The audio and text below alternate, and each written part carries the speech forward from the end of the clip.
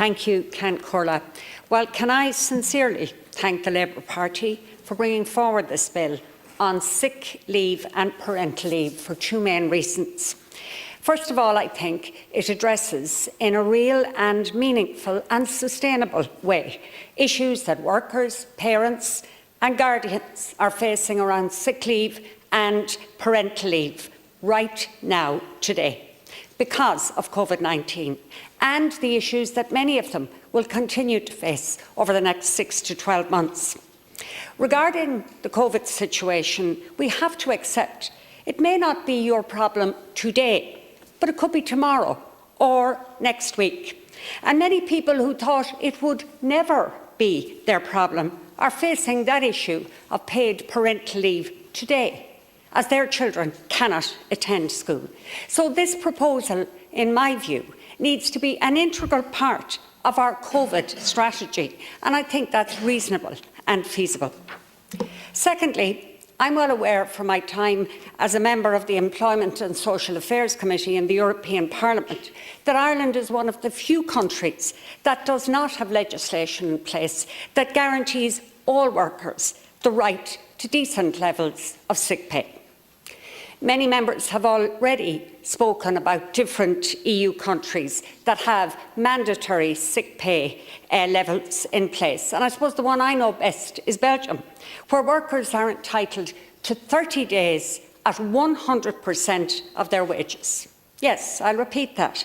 30 days at 100% of their wages. Now, Belgium could hardly be described as a socialist country or dominated by the far left. In fact, the President of the European Council, Charles Michel, was the former Prime Minister of Belgium, and he's a member of the Liberals in the Parliament. Yet his government and previous Belgian governments ensured that Belgian workers were entitled to 100% of their wages for 30 days if they were sick. If we just move up to Germany, to Angela Merkel, a bastion of the EPP, could never be described as fiscally irresponsible. Yet in Germany, workers are entitled to 6 weeks at 100% of their wages. If we look at some of the fiscal hawks, the Nordics, who keep a very tight rein on the public purse, the benefits range in Finland from 9 days at 100% to the Netherlands to 2 years at 70%. Now, the point I want to make here is that the proposals put forward by Labour are reasonable, and not by any stretch of the imagination would they be in the highest bracket compared to what's already in place across the EU. I think what this bill recognises, and what is recognised in many other European countries, is that workers are partners. They are social partners. And that means they should be fully entitled to a guarantee of protection if they fall ill, or if they need to take time off when their children cannot attend school or creches, etc. And as I said, as we speak in the Dáil today, many parents are facing that decision this morning and will face it tomorrow morning, and they don't know today that they will be facing that decision tomorrow morning.